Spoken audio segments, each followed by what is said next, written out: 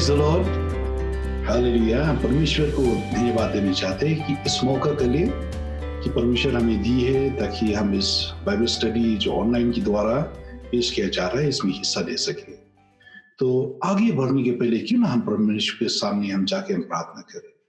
परमेश्वर, हमको धन्यवाद देना चाहते हैं इस मौका के लिए कि आपने हमें इस मौका दी है, और हम दुआ करते हैं परमेश्वर, जैसे कि हम आपके वचन से हम देखेंगे, आप हमें ज्योति देंगे, हमें समझने की वो क्षमता देंगे ताकि हम समझ पाएंगे कि जो कुछ सच्चाई है जो हम सीख रहे हैं। परमेश्वर, धन्यवाद इस काम के लिए परमेश्वर, कि परमेश्वर हमें इसी दौरान हमारा गिरजाघर अभी बंद है, लेकिन फिलहाल इंटरनेट के द्वारा हम हिस्सा ले सकते हैं। परमेश्वर, सहभागिता रख सकते हैं एक दूसरे के साथ। परमेश्वर, ये सारा समय आपके हाथों पे हम सौंप देते हैं, मसीह के नाम में हम दुआ करते हैं, आमीन। तो आगे बढ़ने के पहले क्यों ना हम आराधना और स्तुति करें। तो इस समय मैं बुलाऊंगा डॉक्टर फीवन खमती को, तो वो आके आराधना और स्तुति में हमें अगुवाई करेंगे। चलिए हम मिलके आराधना करते हैं। थोड़ी समय के लिए जो कुछ भी काम हम करें उसे छोड़ दें, लेकिन परमेश्वर की नजदीक हम जाए आराधना स्तुति की द्वारा। आमीन।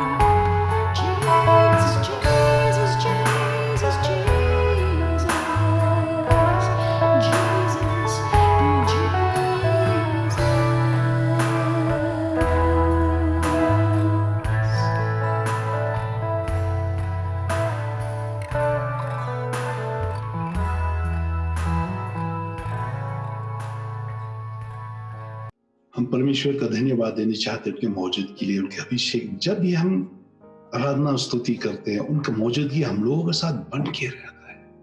तो इस समय हम जाएंगे परमेश्वर के वचन में। जो कुछ भी कर रहे थोड़े समय के लिए आप छोड़ दीजिए, अपने बाइबल को पास में लाए और चलिए हम परमेश्वर के वचन सब देखेंगे। आमीन। बीते हुए हफ्तों से हमारा ये सीरीज हमने शुरुआत किया है, टीचिंग ऑन एंड टाइम, से अंत समय के लिए शिक्षा। आप में से जिन्होंने इस शिक्षा को नहीं देखा, शायद आप नहीं समझ पाएंगे, लेकिन फिलहाल आपके फायदे के लिए हम फिर से रिवाइंड करेंगे, देखेंगे पिछले हफ्ता हमने क्या बातें की है। तो हम बातें कर रहे थे पिछले हफ्ता कि हम कहाँ जा रहे हैं, वेयर आर वी हेडिंग। पौलुस कहता है बहुत सुंदर से, वो लिखता है पहले कोरिन्थियों 15:19 में, वो कहता है, if in this life only we have hope in Christ we are of all man the most pitiable. यदि सिर्फ इस जीवन के लिए हमारा आशा मसीहा पर है तो हम बहुत सब आदमियों से बहुत अभागी है। आमीन। लेकिन हम जानते हैं कि परमेश्वर का वचन की वादा जो है सिर्फ इस जीवन के लिए नहीं है, लेकिन आने वाला कल या अनंत काल के लिए भी है। आमीन। चलिए हम देखते हैं। और पौलुस भी लिखता है इब्रानियों की चिट्ठी में, वो लिखता है, for we have no continuing city but we seek one to come. इब्रानियों 13:14 में वो क्या लिखता है, क्योंकि हमारा कोई स्थिर रहने की स्थान नहीं है। आमीन। हम तो ढूंढ रहे उस स्थान के लिए या उस नगर के लिए जिनको बनाया है हमारा परमेश्वर। आमीन। हमें परमेश्वर की भविष्य वचन के बारे में हमें जानना जरूरी है। या it is important for us to know the prophetic word of God or the words of prophecy that the Lord has given for the end times। क्यों हमें ये सब जानना जरूरी है, चलिए हम देखेंगे अभी। Amen। The first thing is that it is a light in a dark place। ये एक अंधेरा जगह में एक रोशनी है। जिस तरह आप देख रहे हैं इस दीपक को, आमीन, इस दीपक को जिस तरह आप देख रहे हैं, दीपक का वो ताजगी, दीपक का वो जरूरत होता है अंधेरा समय में। आमीन। जब रात हो गया, अब अगर उजाला चाहते अपने घरों पे, तो आप क्या करते हैं, लाइट को आप ऑन करते हैं। तो इसी तरह हम जो जी रहे हैं, अंधेरा में हम जी रहे हैं, और तरह तरह की शिक्षा है, तरह तरह की बोल है जो लोग कहते आ रहे हैं। उनमें से कोई बोल जो है वो सच्चाई की तरह पेश आता है, लेकिन क्या वो अधिक सच्चाई है? क्या वो परमेश्वर का वचन के अनुसार है? परमेश्वर का वचन क्या दर्शाता है इस अंतिम दिनों के लिए? आमीन। दूसरा जो है हम देखेंगे वो है, its purpose to produce expectation of Christ coming. परमेश्वर के वचन जब वो ही देता है शुरुआत से, या तो आप देखते हैं पुराना नियम में, जब अभी देखते हैं बहुत सारे परमेश्वर दूतों जो भविष्यवाणी की है मसीहा की पैदाश के बारे में, वो हर एक जो पढ़ रहा है उसके दिल में एक रोशनी, एक वो एक्सपेक्टेशन या एक वो आशा पैदा करता है कि सचमुच हम जो जी रहे इस परिस्थिति से जरूर बदले। क्यों? मसीहा आ रहा है, हमेशा आ रहा है।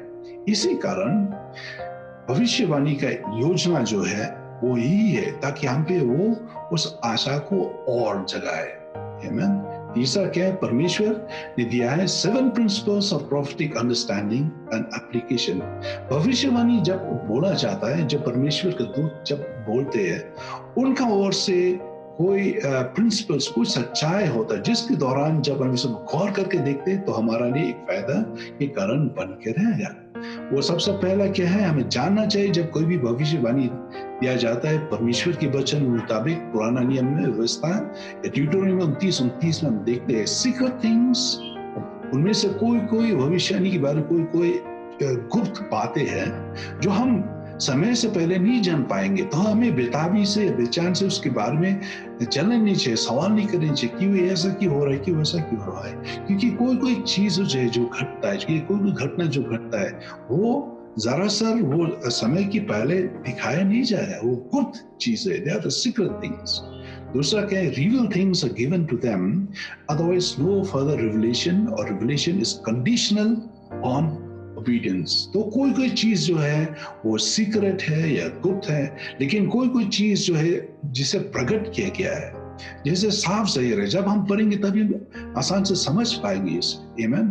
और परमेश्वर का वचन कहता है कि जब परमेश्वर ऐसा भविष्यवाणी भी देता है कि हर एक भविष्यवाणी वो कंडीशनल होता है, मतलब कि उसका कोई शर्त होता है जिसके द्वारा उसे पूरा किया जाता है। उनमें से एक शर्त जो है, जब हम परमेश्वर का विश्वास योग्य बनते हैं, जब परमेश्वर का आज्ञा का पालन करते हैं, तब ही वो भविष्यवाणी हमारा जीवन में वो प्रकट होता है। तीसरा, prophetic word is given for a specific time। बीते हफ्ते में हम देखे यिर्मयाह की किताब से किस तरह यिर्मयाह वो भविष्यवाणी कर रहा था ये इस्राएल जातियों की बात में, किस तरह से उनको घेर दिया जाएगा, उसको गुलामी बनाया जाएगा और वो इधर उधर हो जाएंगे, इस धरती के चारों कोने पे वो फैल जाएंगे, और किस तरह परमेश्वर अंतिम दिनों में फिर से वापस उनके लेके आएगा, उसके बारे में हमने देखा है। तो इसी तरह ये वो भविष्यवाणी जो यिर्मयाह वो दिया था, वो उस समय के लिए नहीं था जब वो जी रहा था इस धरती पे, लेकिन ये आने वाला काल की बारे में दर्शाता है। तो हर एक भविष्यवाणी जो होता है वो है एक अधिक समय के लिए। आमीन। चौथा, टू अवॉइड रॉन्ग प्रेयर और एक्शन। जब भविष्यवाणी दिया जाता है वो एक तरह की गाइड होता है हमारे लिए, ताकि हम गलत तरीका से प्रार्थना न करें, गलत तरीका से हम ना चले, ताकि हमारे लिए एक फायदा की कारण बन के रहे। आमीन। पांचवा क्या है, the spirit of prophecy focuses on Jesus. हर एक भविष्यवाणी जब दिया जाता है वो हर समय उनका फोकस रहता है मसीहा की महिमा को और ऊंचा ले जाने के लिए। तो इसी कारण हर एक भविष्यवाणी कभी भी मसीहा का खिलाफ नहीं दर्शा सकता है। आमीन। और छठवां के, give words the plain meaning, don't spiritualize. शब्दों को उनका स्पष्ट अर्थ देता है। जब हम भविष्यवाणी को समझने की कोशिश करते हैं, हमारा अलग अलग इंटरप्रिटेशन हो सकता है, ये ऐसा हो सकता है या वैसा हो सकता है, लेकिन सच पूछो तो परमेश्वर जब भी भविष्यवाणी देते हैं उसका अर्थ स्पष्ट है। आमीन। एक्नॉलेज गॉड्स टोटल सोवरेनिटी, या परमेश्वर का वचन जब या भविष्यवाणी जब दिया जाता है, परमेश्वर को कुल संपूर्ण रीति से उनका परमेश्वर का महानता को स्वीकार करता है। तो आज का दिन हम देखेंगे, ये रहा वो सब भाग जो हमने देखा है सबसे पहला भाग में। आज हम आगे जाएंगे और हम देखेंगे किस तरह से परमेश्वर का वचन हमें कहता है जब हम जो जी रहे हैं अंतिम दिनों में। तो चले हम देखेंगे, पौलुस बहुत ही स्पष्ट तरीका से उन्होंने लिखा है अंतिम दिनों के बारे में। जब हम याद रखते हैं पौलुस के बारे में, पौलुस तो वो दास थे जब मसीहा का वो कंटेम्पररी थे, या जब मसीहा वो जी रहा था इस धरती पे, उसी समय पे उसका भी वो भी चल रहे थे। लेकिन फिलहाल जब मसीहा वो चमत्कारी कर रहे थे यरूशलेम की चारों नगर में, लेकिन पौलुस इस समय पे हर एक विश्वासी को पीछे वो तकवा रहा था। खासतौर करके हम देखते हैं किस तरह से परमेश्वर ने इनके जीवन में चमत्कारी दिलाया। जब वो दमिश्क के रास्ते पे वो चल रहे थे, अचानक किस तरह से परमेश्वर ने प्रकट किया उनको, और वो साथों साथ वो उसकी उस घटना की बात हम देखते किस तरह से वो बदल गया, उनका जीवन का चरित्र, जीवन का वो आउटलुक जो है सब का सब वो बदल गया, वो रहा दमिश्क की राह में। और इस समय पे हम देखते अगर ये सब गुप्त बातें पौलुस को पवित्र आत्मा ने प्रकट नहीं किया, वो कभी भी ये सब बातें नहीं लिख सकता था। उस समय पे वो मसीहा का चेला तो नहीं था, मसीहा का साथ नहीं चलता था, लेकिन कैसे ऐसा पता है? ये तो है परमेश्वर की चमत्कारी भाई बहनों। तो चलिए आपके पास अगर बाइबल है तो चलिए हम देखेंगे परमेश्वर की वचन से 2 तीमुथियुस 1 से लेकर 5 तक पौलुस इधर में लिखता है वो अंतिम समय, अंतिम दिनों के बारे में। आमीन। तो हम लोग पढ़ेंगे। आपके पास अगर हिंदी बाइबल है या नेपाली बाइबल है, अंग्रेजी बाइबल है, जो भी है आप उसे आप ले लीजिए अपने साथ, और इन सब बातों को आप गौर से देखिए। पर परमेश्वर का वचन ये कहता है, पर ये जान रख कि अंतिम दिनों में कठिन समय आएगा। Fierce times to come। अंतिम दिनों में क्या होगा? कठिन समय आएगा। इसका कारण क्या है वो कहता है दूसरा पद में, क्योंकि मनुष्य अवस्थी, लोभी, दिंगमार, अभिमानी, निंदक, माता पिता की आज्ञा टालने वाले, कृतघ्न, अपवित्र, मायारहित, क्षमारहित, दोष लगाने वाले, असंयमी, कठोर, भले की बैरी, विश्वासघाती, दीप्ति, घमंडी और परमेश्वर के निही वरन सुख विलास है ही चलने वाले होंगे। ये परमेश्वर का वचन कहता है कि अंतिम दिनों कठिन क्यों होगा, क्योंकि लोग जो है उनका चरित्र बदल जाएगा। Amen. But understand this, that in the last days, dangerous times of great stress and trouble will come. Difficulty days that will be difficult to heard of. Amen. ये पौलुस कहता है कि वो दिन जो आएगा बहुत ही भयानक, बहुत ही भयंकर और बहुत ही तरह तरह की दबाव डालेगा हर लोगों के जीवन में। और आप अगर हम पीछे मुड़ के देखते हैं इस कोरोना वायरस किस तरह से शुरुआत हुआ, तो आप देख पाएंगे कोरोना वायरस कैसे शुरुआत, क्योंकि अंतिम दिनों की बात है। लोग अपने आप से वो प्रेम करते, किसी की भय नहीं मानते, परमेश्वर की भय नहीं मानते, माता पिता का आज्ञा पालन नहीं करते। और सबसे डर की बात है वो है 5वां पद में, वो क्या लिखते हैं, वे भक्ति का भेष तो धरेंगे पर उसकी शक्तियों को ना मानेंगे, ऐसों से परे रहना, ऐसों से परे रहना। Having a form of godliness but denying its power. जब आप दूर से देखते हैं, आप देखते कि एक धार्मिकता, एक रूप को वो पेश करते, वो साबित करते कि वो ईशा है या भला आदमी है या परमेश्वर का प्रिय है। लेकिन अगर गौर से देखेंगे उनका चाल चलन, उनका धर्मशास्त्र से एकदम अलग है।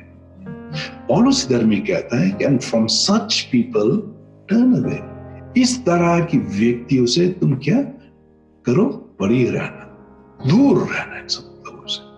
चले हम गौर से देखेंगे क्यों परमेश्वर का वचन कहता है fierce times to come, क्यों भयंकर समय आएगा, क्यों। चले एक के बाद हम देखते हैं क्यों। दूसरा पद में लिखते हैं लवर्स ऑफ सेल्फ, सिर्फ अपने आप से वो प्रेम रखते हैं। दूसरा क्या है, लवर्स ऑफ मनी या लोभी, सिर्फ पैसा की लालच।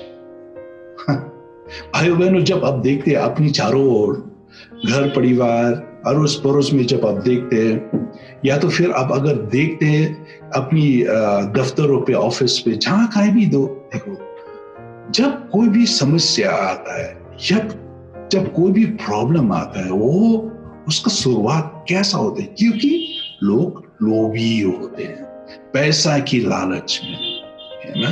वो पैसा की लालच में इसीलिए वो लोभी, अपने जो कुछ ही मिल रहे उससे वो संतोष नहीं, और भी वो चाहते। ऐसा किया जाता है बोझफुल या डिंगमार, सिर्फ अपने आप के बारे में वो कहना चाहती है हमने ये किया है वो किया। चौथा अरोगेंट, अब ये माने वो एकदम मतलब किसी की बात सुनने के लिए तैयार नहीं है, किसी की कहना के सुनने की, बुजुर्ग का इज्जत नहीं करते। अगर अपने माता पिता की इज्जत करते थे तो बुजुर्ग की इज्जत जरूर कर पाएंगे, लेकिन इनमें से नहीं है। फिफ्थ, रिवाइलर्स या निंदक या डिसोबीडिएंट टू पेरेंट्स, माता पिता का आज्ञा तोड़ना वाले है। माता पिता, परमेश्वर का वचन कहता है कि सबसे पहला आशीष, सबसे पहला आज्ञा जब परमेश्वर ने दिया है कि वो उन्होंने कहा है 10वां आज्ञा में परमेश्वर ने कहा है कि माता पिता का जो सम्मान करता है उसका जीवन लंबी उम्र होगा उसका। आमीन। इसी तरह हम देखते हैं, लेकिन ये तो इनमें से है जो इन परमेश्वर के आज्ञा का पालन करने नहीं चाहते।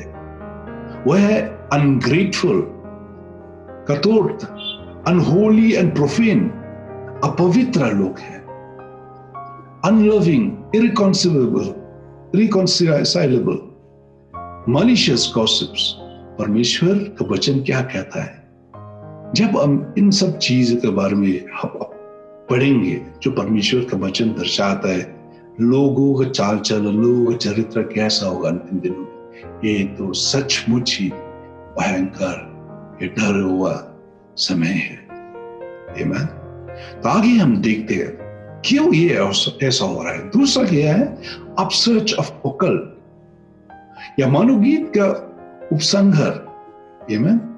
पौलुस कहता है, चले हम देखेंगे मैजिशियंस ऑफ इजिप्ट, 2 तीमुथियुस 3:7 से लेकर 8 परमेश्वर का वचन क्या कहता है इन लोगों के बारे में जब परमेश्वर दर्शाता है। Always learning and never able to come to knowledge of the truth. हर समय पे वो सीखने चाहते हैं, लेकिन फिलहाल क्या होता है, वो सीख नहीं पाते हैं। और सादा सीखते तो रहते हैं, पर सत्य की पहचान तक कभी नहीं पहुंचते। हर समय पे वो सीखने चाहते हैं, लेकिन सत्य की सच्चाई की ज्ञान, बहनों, सत्य की सच्चाई की ज्ञान को पाने के लिए परमेश्वर के नजदीक आना चाहिए, क्योंकि परमेश्वर ही सत्य है। सिर्फ वो ही वो ज्ञान दे सकता है जो और कोई नहीं दे पाएगा। आमीन। इसी कारण भाइयों बहनों, तो ये उस तरह की लोग हैं जो पेश आएंगे जैसा कि वो सत्य को ज्ञान हासिल करना चाहते हैं, बेचैन है, लेकिन वो सत्य की सच्चाई को या सत्य के उस ज्ञान को नहीं आजमा पाए। Now as Jannes and Jambres resisted Moses, so do not these also resist the truth? Men of corrupt minds disapproved concerning the faith. और जिस तरह जैसे कि यानेस और यम्ब्रेस ने मूसा का विरोधी किया था, वैसे ही वे भी सत्य का विरोध करते हैं। ये तो ऐसा मनुष्य है जिनकी बुद्धि की भ्रष्ट हो गई है और वे विश्वास की विषय में निकम्मे हैं। आमीन। तो इसी तरह परमेश्वर का वचन कहता है कि जिस तरह मूसा जब इस्राएल जाति को वो इजिप्ट देश से छुड़ाकर वो कब्रिस्तान होते हुए उस स्थान तक वो जा रहा था जहां पे परमेश्वर को वह तक किया है, तो उसी समय पे जंगल में चलते चलते परमेश्वर का वचन कहता है बहुत सारा लोग है, उनमें से थे वो जेनस और जम्ब्रेस जो परमेश्वर का विरोधी खड़ा हुआ, परमेश्वर के खिलाफ खड़ा हुआ। ये तो लोग परमेश्वर का वचन जब वो कह रहा है इसकी विषय में, परमेश्वर का वचन कह रहा है कि अंतिम दिनों के लोग भी जो होंगे इसी तरह के लोग, जो सब लोग सच्चाई के खिलाफ खड़ा होंगे, सच्चाई के लिए कोई जगह देने के लिए वो तैयार नहीं होंगे। दूसरा क्या है, इविल मैन एंड इम्पोस्टर्स, वेलर्स, एन्चांटर्स, दुष्ट पुरुष और नपुंसक, evil men and impostors, wailers and enchanters। परमेश्वर का वचन और कहता है पौलुस इस पद में, और दुष्ट और भागने वाले देखिए देता हुआ और दिखाएंगे खते हुए बिगाड़ते चले जाएंगे। तो हम देखते हैं किस तरह से पौलुस कहता है कि ये लोग जो है वो एक नक्शा बना के चलेंगे, जैसे कि वो परमेश्वर का बहुत ही प्रेमी है, परमेश्वर को बहुत ही चाहते हैं। तो ये उस तरह की लोग है जो कभी भी परमेश्वर के आज्ञा या परमेश्वर की सच्चाई को मतलब वो आजमाने, परमेश्वर की सच्चाई के मुताबिक वो चलने के लिए वो तैयार नहीं। वे रहे दुष्ट पुरुष, दुष्ट लोग जो सच्चाई की विरोधी है। और हम देखते हैं कि यही हो रहा है अंतिम दिनों में, वो जादू टोना अंतिम दिनों में हम देख रहे किस तरह से लोग सिर्फ सच्चाई की विरोधी नहीं होते हुए सच्चाई के खिलाफ चल रहे हैं और जादू टोना में लगा हुए है और बुरे काम में, शैतानिक काम में लगे हुए, क्योंकि वो सच्चाई को नहीं चाहते, सच्चाई को और जगह देने नहीं चाहते।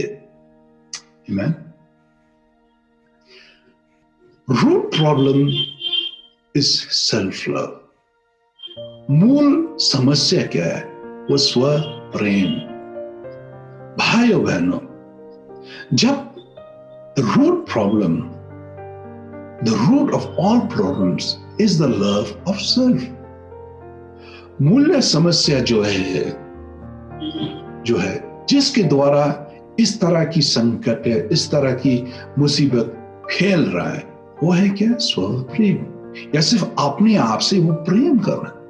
जैसे कि हम थोड़ी देर पहले हम देखे हैं 2 तीमुथियुस 3:1 से लेकर 5, किस तरह परमेश्वर का वचन पौलुस को लिख रहा था, किस तरह की चरित्र की लोग जिएंगे उस अंतिम दिनों में, किस तरह के चरित्र होंगे उन लोग।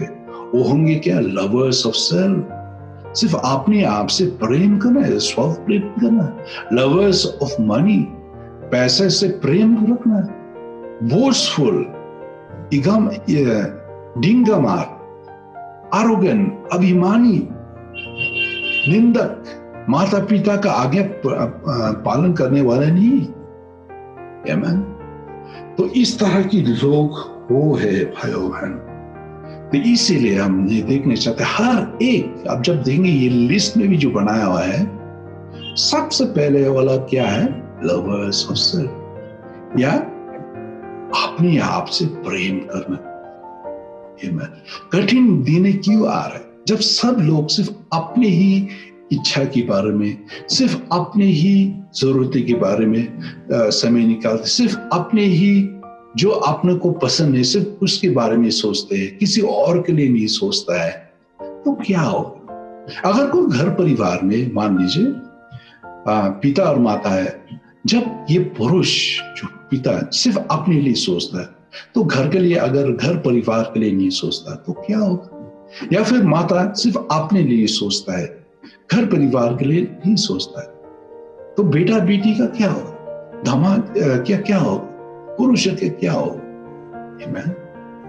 तो इसी कारण भाइयों बहनों सावधान रहना कि अंतिम दिनों में जो है ये है वो एक नक्शा। These are the signs which will spell to us that we are living in the last days. Amen. और हम देख रहे हैं they will be traitors. हम सोचते अगर कठोर, या वो लोग जो मतलब अपने आप को पेश करेंगे कि वो हमारा दोस्त है, लेकिन नहीं, सच पूछो तो वो ट्रेटर्स है, या हमें छोड़ दें, ठुकराने वाले हो। reckless, conceited, lovers of sensual pleasure than lovers of God. परमेश्वर को नहीं प्रेम रखने वाले नहीं, लेकिन परमेश्वर के विरुद्ध सुख विलासी की चाहने वाले होंगे। आमीन। इस तरह की लोग होंगे। Having a form of godliness. आप अगर दूर से देखते हैं, इनके एक धार्मिकता, एक स्वरूप है, दिखाई जाता है कि वो बाइबल लेके चर्च जा रहे हैं। चलो अभी तो चर्च तो बंद है फिलहाल, लेकिन जब चर्च खुला था उस समय देखते बाइबल लेके वो चलते, कलीसिया जा रहे, गीत गाते, आराधना स्तुति में, लेकिन उनका चाल चलन अलग है।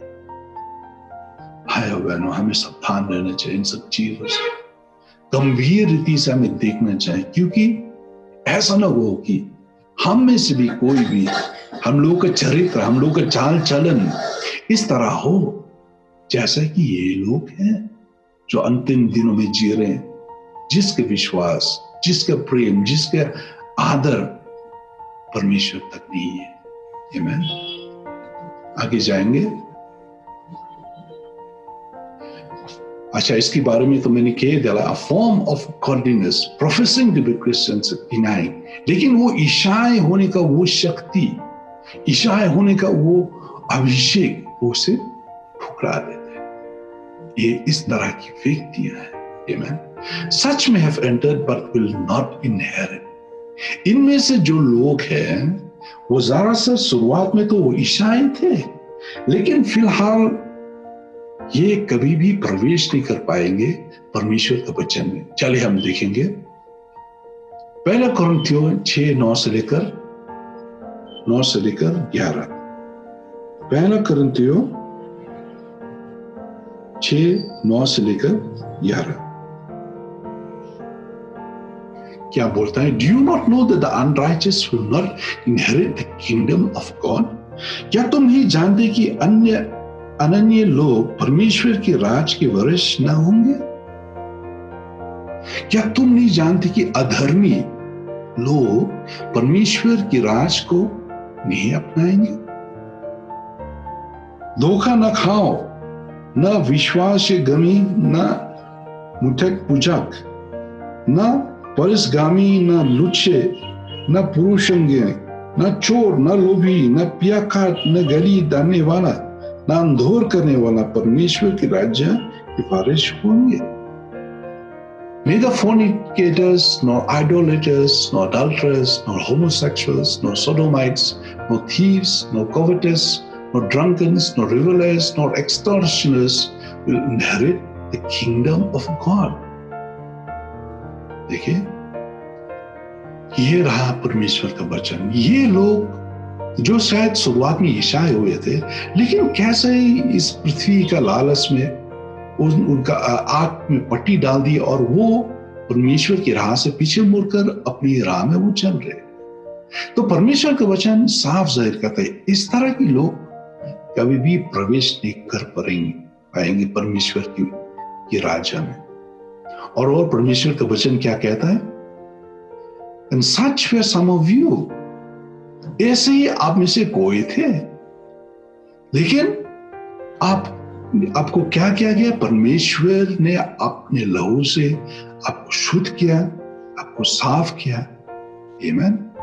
इसी तरह भाई बहनों, जब से हमने मसीह को अपनाया, ऐसे 20 वर्षों की बात हो सकता है, ऐसा कभी भी मत लीजिए कि भाई हमारा चाल चलन परमेश्वर नहीं देख रहा है, हम अपनी जीवन जी सकते हैं, अभी तो चर्च भी बंद है, कोई हमें बोलने वाला नहीं है, कोई हमें डांटने वाला नहीं। हमें सावधान से रहना चाहिए भाई, क्योंकि मसीहा के आना बहुत ही नजदीक है।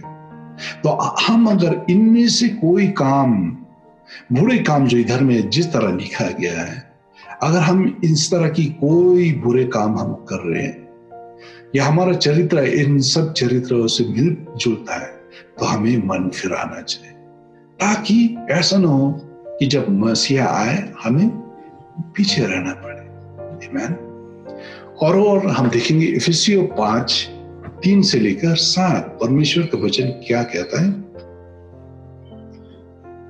इफिसियों 5:3 से लेकर 7। But fornicators and all uncleanness or covetousness, let it not be named among you as it is fitting for saints. पौलुस कहता है इस जगह पे कि ऐसा हो कि आप लोगों के बीच में इस तरह की अपवित्र चीज, लोभ, क्रोध ना हो। आमीन। और ना बद्धी, उनकाता, और ना निर्जलता, ना मुद्दाता की बातचीत की, ना तिथि की, क्योंकि ये बातें सोती नहीं वरन धन्यवाद ही सुना जाए। आमीन। आमीन। क्योंकि तुम ये जानते हो कि किसी व्यभिचारी या अशुद्ध जन या लोभी मनुष्य की जो मूरत पुजाने वाला है कबाड़ा भर है, मसीह और परमेश्वर के राज्य में विरास नहीं। आमीन। इसी तरह के लोग जो इसी तरह की बुरी हरकतें करते हैं, परमेश्वर का वचन क्या कहता है? ये सब लोग कभी भी परमेश्वर के निकट, परमेश्वर के राज्य में कभी भी वास नहीं कर पाएंगे। आमीन। आमीन। 7वां पद में क्या है? इसलिए तुम उनकी सहभागी ना हो। परमेश्वर हमें सावधान देता है कि जैसे कि हम अंतिम दिनों में हम जी रहे हैं, और उस वायदा जो परमेश्वर ने की है, जो वो जल्द आ रहे हैं हमें लेने के लिए, जब तक हम बेचैनी से इंतजार करें, ऐसा ना हो कि हमारा चरित्र भी मिल जुले इन सब लोगों से जो कभी भी परमेश्वर के राज्य में प्रवेश नहीं कर पाएंगे। आमीन। आमीन। आगे हम देखेंगे और तीतस 2:11 से लेकर 14 क्या कहता है। चलिए हम देखेंगे एक साथ। आपके पास बाइबल जो है आप भी खोल सकते हैं, या इस वीडियो से भी आप देख सकते हैं। तीतस 2:11 से लेकर 14। आमीन। क्योंकि परमेश्वर का अनुग्रह प्रकट है। For the grace of God that brings salvation has appeared to all men, जो सब मनुष्य के उद्धार का कारण है। आमीन। धन्यवाद हो परमेश्वर कि उन्होंने अपना अनुग्रह सही समय पर उन्होंने प्रकट किया, जब ताकि मनुष्य जो परमेश्वर की धार्मिकता से गिर गए हैं, फिर एक और बार उनका पुत्र के द्वारा, यीशु मसीह के द्वारा और फिर एक बार आ सकते हैं। टीचिंग अस दैट डिनाइंग अनगॉडलीनेस, और हमें चेतावनी देता है कि हम अभिकताएं और सांसारिक अभिलाषों से मन फिराकर इस योग में संयम और धर्म और भक्ति से जीवन बिताएं। और ये अनुग्रह जो है, परमेश्वर के अनुग्रह जो हमने स्वीकार किया है, जो हमने गोद में लिया है, वो हमें सिखाता है कि हर एक अधार्मिकता से, हर एक बुरी चीजों से हम दूर रहें, और लेकिन सिर्फ हम परमेश्वर के नजदीक या परमेश्वर के निकट हम आए। यही परमेश्वर का वचन हमें सिखाता है। आमीन। Looking for the blessed hope and glorious appearing of our God, great God and Savior Jesus Christ, who gave himself for us that he might redeem us from every lawless deeds and purify for him his own special jealous people for good works. और उस धन्य आशा के अर्थ, आमीन, looking for the blessed hope, और हम उस मंगल दिन की प्रतीक्षा करें। वो मंगल दिन क्या है? What is the blessed hope and the glorious appearing? The blessed hope and the glorious appearing is the coming of Jesus. मसीहा बहुत ही जल्द आ रहा है भाई बहनों। इसी कारण हम जैसे कि हम इंतजार कर रहे हैं, ऐसा ना हो कि हम भी हाथ बिटाएं उन सब लोगों के साथ जो परमेश्वर की क्रोधी में बैठे हुए, जो परमेश्वर की विरोधी है। हाँ, हम ये परमेश्वर की ये अनुग्रह के बारे में हम प्रचार कर सकते हैं, लेकिन कभी भी हमारा चाल चलन उन लोगों के साथ मिल जोड़ना नहीं चाहिए, क्योंकि वो परमेश्वर के खिलाफ है। खास तौर पर क्योंकि हम परमेश्वर की निकट है, और परमेश्वर का अनुग्रह इसी समय पे वो प्रकट होता है ताकि हम अपने जीवन को सिद्धता की ओर ले चले। इन सब चीजों से, बुरी चीजों से, बुरी चाल चलन से, गलत चाल चलन से, अपवित्र चाल चलन से दूर रहे। आमीन, आमीन। यही तो परमेश्वर का वचन है। और परमेश्वर जो है जब उन्होंने इन सब चीजों को प्रकट किया है, परमेश्वर अपने लिए एक नया जन बना के रख रहा है। परमेश्वर इसी कारण 2 कुरिन्थियों 5:17 में कहा जाता है, क्योंकि अगर जो कोई मसीहा में है वो एक नया सृष्टि है। All things have passed away, behold, all things have become new. पुराना चाल चलन बीत किए हैं, और अभी जो बन रहा है वो नया है। आयो बहनों, इसी कारण जब हमने मसीहा को अपनाया, मसीहा ने हमें एक नया सृष्टि बनाया, हमें नया बनाया, नया चाल चलन, नया इच्छा दिया, उनके पीछे चलने के लिए एक नया वो आग जलाया। लेकिन समय के कारण, क्योंकि मसीहा की आने बहुत देर हो रहा है, ऐसा ना हो कि भाई हम भी हमारा चाल चलन गलत तरीका से फिर से हम चले, उस पुराना रास्ते जो पहले हम चलते थे फिर से उस पुराने रास्ते में चले। हमें उन सब चीजों से दूर रहना है, अपने जीवन को हर समय पे परमेश्वर की नजदीक ले आना है। और हम जानते हैं भाई बहनों कि ऐसा कहना बहुत ही आसान है, लेकिन करना बहुत ही मुश्किल है। फिर भी हमारा कोशिश जारी रहना है कि हर समय अपना जीवन चलाए मसीहा की आज्ञा के अनुसार। आमीन। तो आज के दिन के लिए बस इतना सही भाइयों, लेकिन आने वाला हफ्ते में हम देखेंगे किस तरह से वो सब चिन्ह, वो सब दाग जो मसीहा ने पहले से ही स्वर्ग में जाने की पहले वो उन्होंने कहा है, भविष्यवाणी की गई मसीहा की अंतिम दिनों के बारे में, उन सब सच्चाई के बारे में हम देखें परमेश्वर वचन से। हम दुआ करते हैं कि ये बाइबल स्टडी थोड़ी समय के लिए आपके लिए आशीष कर बन के रहा और आपको जगाए, ताकि हम अपने जीवन और कोई व्यक्ति की तरह ना जिए जिनकी आशा बस खाली इस जीवन के लिए है। भाई बहनों, हम लोगों का आशा इस जीवन से भी बढ़कर है। परमेश्वर आपको आशीष दे।